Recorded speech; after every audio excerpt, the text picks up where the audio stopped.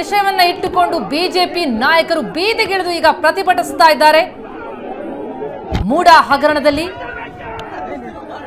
CM ಸಿದ್ದರಾಮಯ್ಯನವರ ಪತ್ನಿಗೆ ವೇತನವನ್ನ ಕೊಡಲಾಗಿದೆ ಎನ್ನುವಂತಹ ಪ್ರಕರಣ ಏನಿದೆ, ಇದಕ್ಕೆ ಸಂಬಂಧಪಟ್ಟಂತೆ ಈಗ ಇದನ್ನೇ ಅಸ್ತ್ರವಾಗಿಸಿಕೊಂಡಂತಹ ಬಿಜೆಪಿ ನಾಯಕರು ಬೀದಿಗಿಳಿದು ಪ್ರತಿಭಟಿಸ್ತಾ ಇದ್ದಾರೆ. ಬಿಜೆಪಿ ರಾಜ್ಯಾಧ್ಯಕ್ಷ ಬಿವೈ ವಿಜಯೇಂದ್ರ ನೇತೃತ್ವದಲ್ಲಿ ಪ್ರತಿಭಟನೆ. ಕುಂಬಳಗೋಡಿನಲ್ಲಿ ಪ್ರತಿಭಟಿಸಿದ್ದು ಬಿಜೆಪಿ ಕಾರ್ಯಕರ್ತರನ್ನ ವಶಕ್ಕೆ ಪಡೆದಿದ್ದಾರೆ ಪೊಲೀಸರು. ಮೂಡ ನಿವೇಶನವನ್ನ ರೈತರಿಂದ ಪಡೆದಂತಹ ಭೂಮಿಗೆ ಬದಲಾಗಿ ಕೊಡುವ ಪರಿಹಾರದ ಸಂದರ್ಭದಲ್ಲಿ ಬದಲಿ ನಿವೇಶನ ಕೊಡುವಂತಹ ವೇಳೆ ಅವ್ಯವಹಾರವಾಗಿದೆ, ಇದು ಕೇಳಿಬಂದಂತಹ ಆರೋಪ.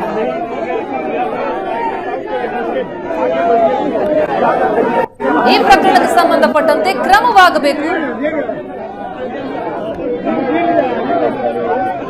ಸಿದ್ದರಾಮಯ್ಯನವರು ರಾಜೀನಾಮೆ ಕೊಡಬೇಕು ಅನ್ನುವಂತಹ ಆಗ್ರಹವನ್ನ ಕೂಡ ಬಿಜೆಪಿ ನಾಯಕರು ಮಾಡಿದ್ರು. ಇದೇ ವಿಷಯವನ್ನಿಟ್ಟು ಬಿಜೆಪಿ ಕಾರ್ಯಕರ್ತರು ಬಿಜೆಪಿ ರಾಜ್ಯಾಧ್ಯಕ್ಷ ವಿಜೇಂದ್ರ ಅವರ ನೇತೃತ್ವದಲ್ಲಿ ಬೀದಿಗಿಳಿದು ಪ್ರತಿಭಟಿಸಿದ್ದಾರೆ. ಅವರನ್ನ ಪೊಲೀಸರು ವಶಕ್ಕೆ ಪಡೆದಿದ್ದಾರೆ.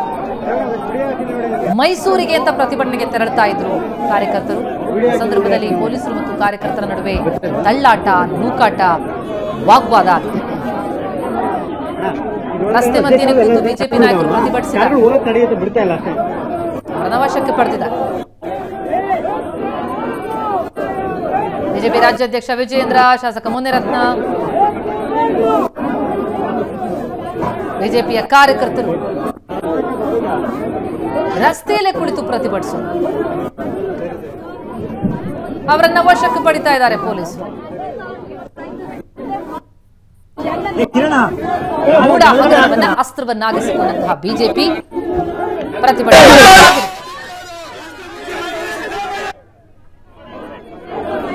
ಕಾರ್ಯಕರ್ತರು ಮತ್ತು ಪೊಲೀಸರ ನಡುವೆ ವಾಗ್ವಾದ ಎದ್ದಿದೆ. ಮೈಸೂರು ಅಭಿವೃದ್ಧಿ ಪ್ರಾಧಿಕಾರ ಲೇಔಟ್ಗಳ ನಿರ್ಮಾಣಕ್ಕಾಗಿ ರೈತರಿಂದ ತೆಗೆದುಕೊಂಡಂತಹ ಭೂಮಿಗೆ ಪರಿಹಾರವಾಗಿ ಕೊಡುವಂತಹ ನಿವೇಶನ ಪಡೆದದ್ದಲ್ಲಿ ಕೊಟ್ಟದ್ದಲ್ಲಿ ಬಹಳ ದೊಡ್ಡ ಹಗರಣ ಆಗಿದೆ. ಬೇಕಾದಂಥವರಿಗೆ ಬೇಕಾದ ರೀತಿಯಲ್ಲಿ ಕೊಟ್ಟಿದೆ. ಹಣಕಾಸಿನ ವ್ಯವಹಾರಗಳ ನಿರ್ವಹಣೆಯಲ್ಲೂ ಕೂಡ ಜವಾಬ್ದಾರಿಯನ್ನು ತೋರಿಲ್ಲ ಅನ್ನುವಂಥದ್ದು ಕೇಳಿಬಂದಂತಹ ಆರೋಪ. ನಡಿ ಬಿಜೆಪಿ ಇದನ್ನು ಅಸ್ತ್ರವಾಗಿಸಿಕೊಂಡು ತನಿಖೆಯಾಗಬೇಕು ಅಂತ ಪ್ರತಿಭಟಿಸ್ತಾ ಇದೆ.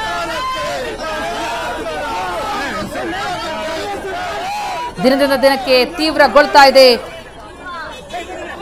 ಈ ಹಗರಣದ ಬಗ್ಗೆ ಆರೋಪ, ಆಕ್ಷೇಪಗಳು, ದೃಶ್ಯಗಳನ್ನು ನೋಡ್ತಾ ಇದ್ದೀವಿ. ಬಹಳ ದೊಡ್ಡ ಮಟ್ಟದ ಸಂಖ್ಯೆಯಲ್ಲಿ ಬಿಜೆಪಿ ರಾಜ್ಯಾಧ್ಯಕ್ಷ ವಿಜಯೇಂದ್ರ, ಮಾಜಿ ಸಚಿವ ಮುನಿರತ್ನ, ಬಿಜೆಪಿಯ ಕಾರ್ಯಕರ್ತರು ರಸ್ತೆಯಲ್ಲಿ ಕುಳಿತು, ರಸ್ತೆ ಮಧ್ಯೆನೇ ಕುಳಿತು ಬಿಜೆಪಿ ನಾಯಕರು ಪ್ರತಿಭಟಿಸಿದರು. ಈಗ ಅವರನ್ನ ಪೊಲೀಸರು ವಶಕ್ಕೆ ಪಡೆದಿದ್ದಾರೆ.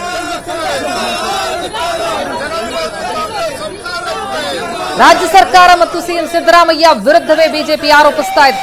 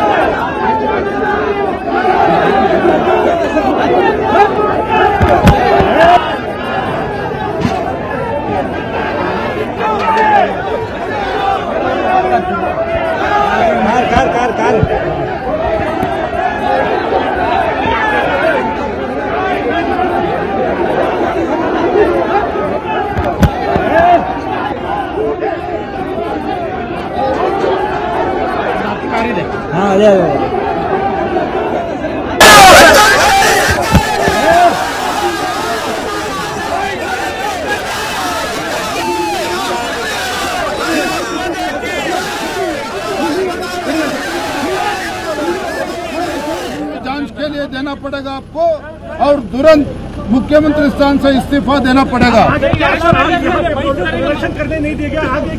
देखिए, पुलिस को इस्तेमाल करके हम पर दबाव डाल रहे हैं।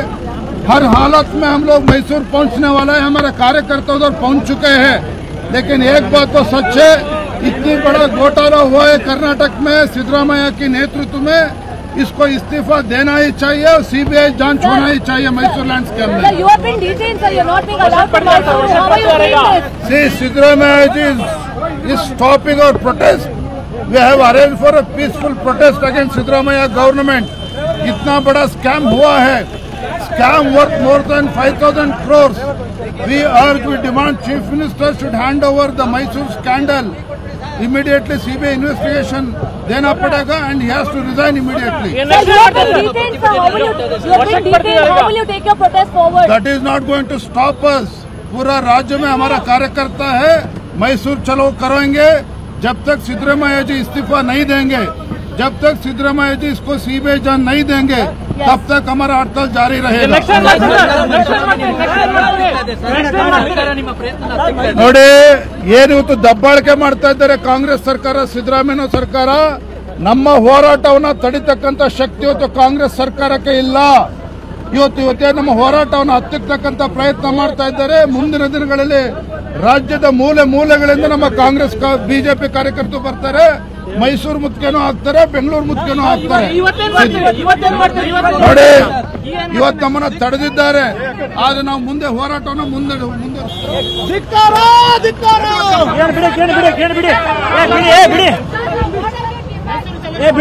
ಬಿಡ್ರೆ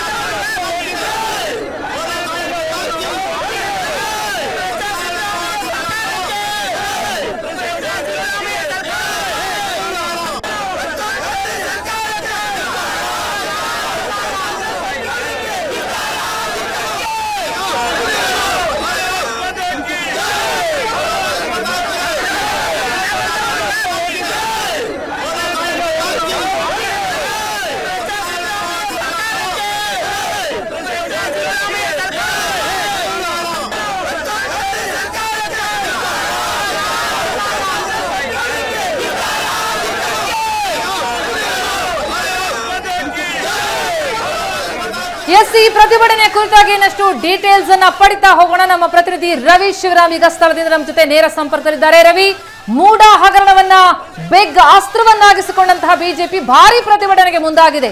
ಸದ್ಯದ ಅಪ್ಡೇಟ್ಸ್ ಅನ್ನ ಕೊಡೋದಾದ್ರೆ ಏನ್ ನಡೀತಾ ಇದೆ ಅಲ್ಲಿ?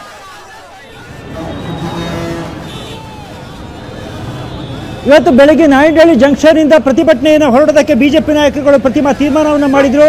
ವಿಜಯೇಂದ್ರ, ಆರ್ ಅಶೋಕ್ ಸೇರಿದಂತೆ ಎಲ್ಲರೂ ಕೂಡ ಅಲ್ಲಿ ಜಾಯಿನ್ ಆಗೋದಕ್ಕೆ ಪೂರ್ವ ನಿಗದಿತವಾಗಿ ಅವರು ಒಂದು ಯೋಜನೆಯನ್ನು ಹಾಕಲಾಗಿತ್ತು. ಅದೇ ರೀತಿ ಪ್ಲಾನ್ ಅನ್ನು ಮಾಡಿದ್ರು. ಆದರೆ ಇವತ್ತು ಅಲ್ಲಿ ಬೆಳಿಗ್ಗೆ 6 ಗಂಟೆಯಿಂದಲೇ ಪೊಲೀಸರು ಬ್ಯಾರಿಕೇಡ್ಗಳನ್ನು ಹಾಕಿ ಅವರನ್ನು ತಡೆಯುವಂಥ ಪ್ರಯತ್ನವನ್ನು ಮಾಡಿದ್ರು. ಆ ಹಿನ್ನೆಲೆಯಲ್ಲಿ ಕೆಂಗೇರಿ ಬಳಿ ಇರುವಂಥ ಕದಂಬ ಹೋಟೆಲ್ ಹತ್ತಿರ ಬಂದು ವಿಜಯೇಂದ್ರ ಮತ್ತು ಕೆಲವು ಬಿಜೆಪಿಯ ಶಾಸಕರು, ಸಂಸದರು ಭಾಗಿಯಾಗಿದ್ದರು. ಅಲ್ಲಿಂದ ಬಿಜೆಪಿ ನಾಯಕರುಗಳನ್ನು, ಕಾರ್ಯಕರ್ತರನ್ನ ಆರಂಭದಲ್ಲಿ ತಡೆಯೋದು, ಆದರೆ ಲೀಡರ್ಗಳನ್ನು ಬಿಡೋದು ಅನ್ನುವಂಥ ತೀರ್ಮಾನಕ್ಕೆ ಪೊಲೀಸರು ಬಂದಿದ್ದರು.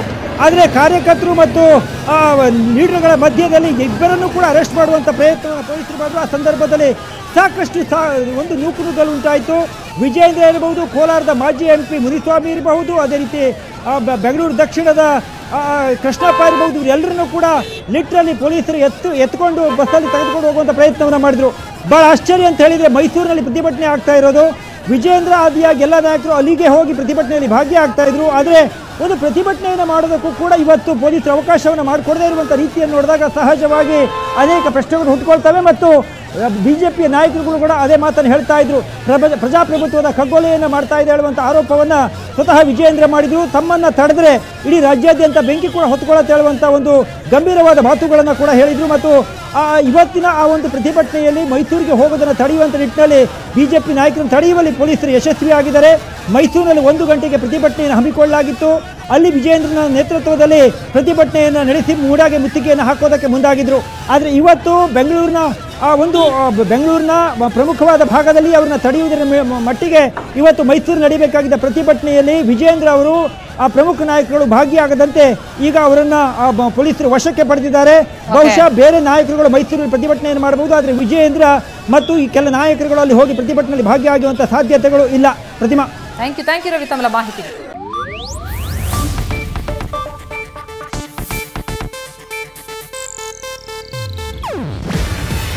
ಇದು ಏಷ್ಯಾನೆಟ್ ನ್ಯೂಸ್ ನೆಟ್ವರ್ಕ್ ಪ್ರಸ್ತುತಿ. ನೀವು ನೋಡ್ತಿದ್ದೀರಾ ಏಷ್ಯಾನೆಟ್ ಸುವರ್ಣ ನ್ಯೂಸ್.